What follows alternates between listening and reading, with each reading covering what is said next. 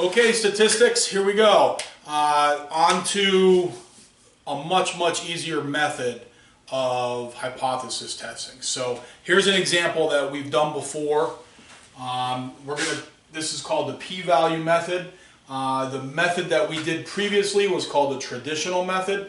I'm going to kind of highlight that traditional method a little bit, and all of you did extremely well on that quiz that you turned in the other day. So moving on, I think this is just going to become even easier for you. So we're still going to do a proportion z-test, what we call one prop z. This is called a one prop z-test. That's what we've been doing. One proportion z-test. Why is it z? Because it's normal. Why is it one proportion? Well, it's one because we're dealing with one thing at a time. And it's a proportion because we have 38 out of 124 people. So here's our quinoa problem that we used as an example a few weeks ago. Suppose 40% of people like quinoa. Has this decreased? Well, how do we test that? We take a sample. 38 out of 124 people show that they like quinoa. So what was our first step in the traditional method, the method that we've always done? Well, we always did this first. Found p hat. 38 out of 124. So our sample proportion, otherwise known as p hat, that works out to about 0.31, about 31%. Okay? What was the next thing you did? Well, the other thing that I taught you to do was make a null model, right? And then over here somewhere we had to have our ho and our ha. So let's write our ho and our ha. So our null hypothesis is going to be that p equals 40%. And our alternative hypothesis, since that says decreased, is we're seeing if that is less than 40%. Okay? So our process, this process here that I taught you, that all of you seem to understand, is, well, this is a left tail test because that's less than, right? That's left tail, which means I'm going to have a critical z over here, and I'm going to shade that in, and basically, if my test statistic is in here, what am I going to do? I'm going to fail to reject. And if my test statistic is here, I'm going to reject the null hypothesis. And that was pretty easy. And maybe some of you thought about this a little bit more, maybe some of you didn't. But really, all it comes down to is comparing this test statistic value. And what was that test statistic? It was a z-score. How did we get that z-score? P hat minus p divided by sigma. How did we get sigma? Sigma, the sample standard deviation. The sample standard deviation, remember that? That was the square root of p times q divided by n. So there's formulas. Then what else did you have to know? You had to know the critical z value. So all you did was you compared this test statistic to the critical z. If you were below the critical z on a left tail test, if you were less than that, you were rejecting. If you were above it, you were failing to reject. If it was right tail, if you were below it, you were going to fail to reject. If you were above, etc. And if it was two-tail, then you had two regions. Well, what if I tell you that we don't have to do any of that anymore? Because what we can do is we can look at this in terms of probabilities and areas. So probability, this z-score, your calculator will do this for you.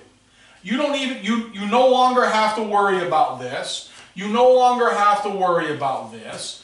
You don't even have to worry about finding a p hat.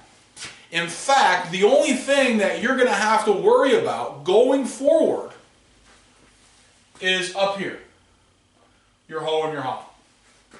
That's it. Because the TI Inspire is going to do this for you with something called the p-value. Okay? So, how do we take care of that? Well, it's going to be really simple. I'm going to erase some of this because we've already done this problem. So I'm going to erase some of this. And I'll erase everything but the hypotheses. And how do we get this thing called a p-value? Well, what is a p-value? First, let's talk for a minute or two about that.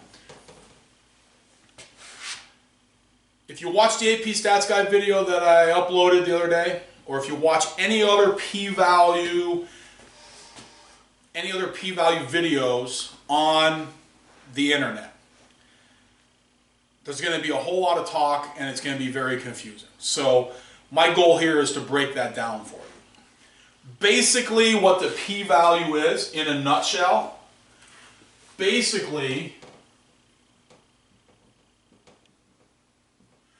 the p-val, I'm just going to write p-val because that's what's going to be on your calculator. The p-val is the probability of getting the test statistic. Now, it's not quite that simple, but at its essence, that's what it is. The only time that things get complicated are when we go to a two-tailed test. Two-tailed tests are funny. And the reason why two-tailed tests are funny is because you have those two sections out there. Remember what a two-tailed test looks like. You got this little section over here, and you got that little section. And because the p-value is a probability, what is it? It's the probability of getting the test statistic. Because the p-value is a probability, it's also an area. So since we're looking at an area, we're looking at these areas here. And where do those areas come from? Well, whether it's a two-tailed test, whether it's a left-tailed test, whether it's a right-tailed test, those areas come from the critical z-score, the critical z-value. I gave you that chart. I uploaded it on the classroom 2 weeks ago because we had it on our cards at school, and I don't know if you still have those cards. I gave you that chart. We don't even need those anymore. We don't need any formulas now going forward. All we need is our handy dandy TI Inspire.